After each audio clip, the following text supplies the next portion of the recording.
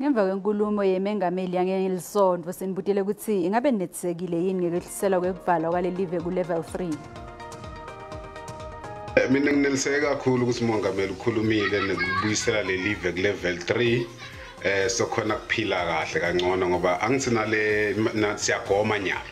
So asigomeni live libiyele emva kutokhona ukuthi sibiyele back to normal bese sifaka tifonyo, sifaka isanitizer, sigeza tandla sibe right. Mina ngicabanga ukuthi umongameli ubeke kahle inkulumo yakhe kodwa kuqhutshwa nje nale vaccine kwenze kahle kwavuleka nalotshwala ngoba abantu bese basenkingeni. Umongameli ngoba kade ekhuluma njena nginelise kakhulu ngenkulumo yakhe kepha ngekhala kakhulu ngengane ukuthi sizoya full time esikoleni ukusho ukuthi lokho ngiyacabanga ukuthi sizohlangana zonke endaweni le-1 kanti lento engafunakali nokuthi futhi ingane azikwazi ukuyinakekela njengabantu abadala. Siyabonga kakhulu ukuba umongameli igalelo lakhe liphezulu kakhulu ngeke sihlale sibheka noma sengasafanele wenza umsebenzi omkhulu ngokubuyisa ama-350 kwabanye abantu adlala indima enkulu kabi.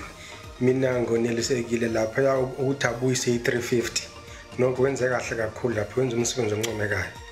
Angonelisekanga ngokuthi alithathe izobe ku-level 3 at least alibeke ku-level 1 or 2. Upresident okhona ukuvikela isizwe sakhe akafuni nesizwe sakhe but net le alcohol kubugcine ngolosine angavula amathavela weekend ngoba hey ngeke ube mnandi ngama weekend.